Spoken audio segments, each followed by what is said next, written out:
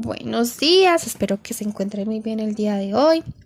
Vamos a empezar con la explicación de la guía número 4 y el tema sería el presente perfecto. Recordemos que el presente perfecto, en pocas palabras, sería como una mezcla entre el pasado y el presente. Y lo usamos prácticamente para hablar de acciones que hemos realizado en el pasado, pero que siguen teniendo una importancia en el presente. Cuando estamos hablando de presente perfecto, tenemos que recordar también que usamos el auxiliar to have y los verbos participios. Para que podamos mirar lo de los participios, vamos a recordar lo que hemos trabajado en las dos últimas clases de la guía número 2 y 3, que serían los verbos regulares y los verbos irregulares. Entonces, recordemos que cuando vamos a hablar de verbos en pasado hay dos categorías, que serían los verbos regulares y los verbos irregulares. Los regulares son aquellos que solo se les agrega ed y no cambian en su escritura. Entonces, miremos esta palabrita que tenemos acá, este verbo que sería transport. En presente queda así, transport.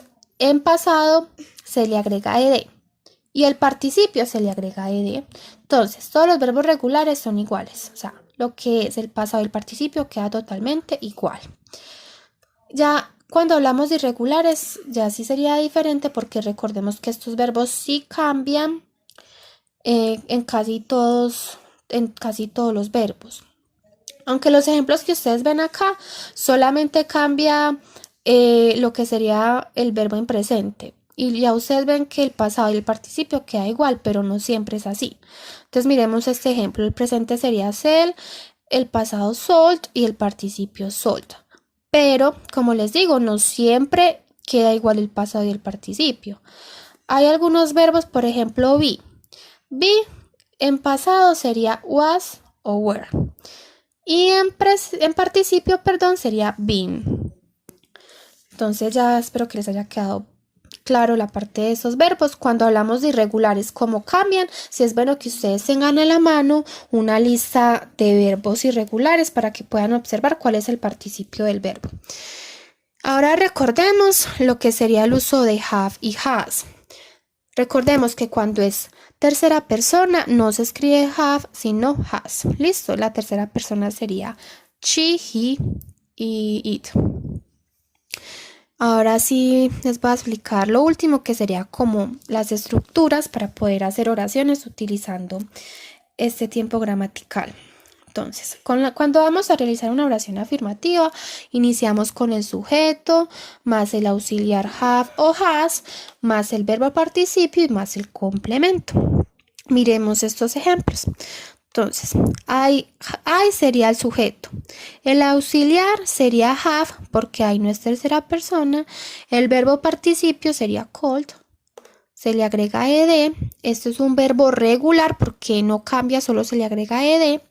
Y el complemento sería my mother. Listo, ya ustedes en el ejemplo de abajo pueden ver una diferencia. Por ejemplo, el sujeto es he. Y como he es tercera persona, ya el auxiliar no sería have, sino has. Y el verbo participio, done. Ese verbo participio es un verbo irregular porque en pasado no se escribe igual que en presente ni en participio.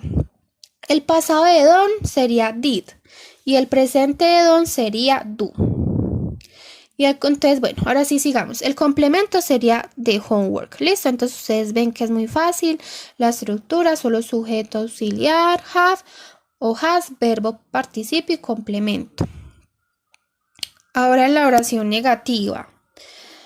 Entonces acá sería prácticamente lo mismo, pero lo que cambia es que en la parte del auxiliar se le pone la negación. Listo, entonces tenemos sujeto que sería I, el verbo auxiliar que sería haven't, porque se le pone negación, el verbo participio que sería called y el complemento que sería my mother.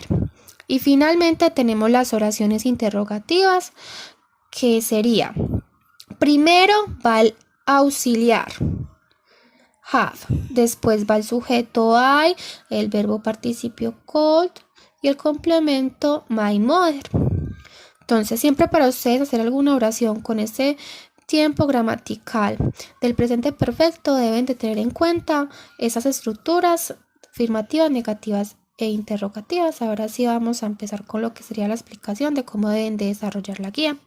Solamente son 2 puntos muy sencillos. En el primero, ustedes deben de completar el cuadro con la información correcta de cada verbo. Entonces ustedes ven que hay verbos que están en la parte del presente, verbos que están en la parte del pasado, verbos que están en la parte del participio.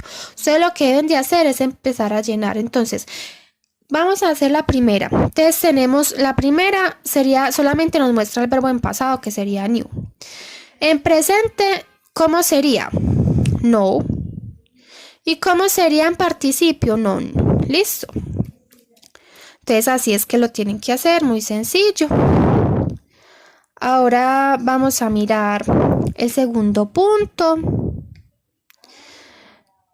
Para este primer punto tienen que tener pues una lista de verbos irregulares a la mano para que sepan también cómo escribir los que son irregulares, aunque les menciono pues también que en esa tablita hay verbos regulares y también hay irregulares.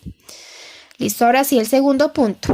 Entonces ustedes lo que deben de hacer es completar las frases con las palabras que faltan para poder tener pues así como resultado una oración en presente perfecto.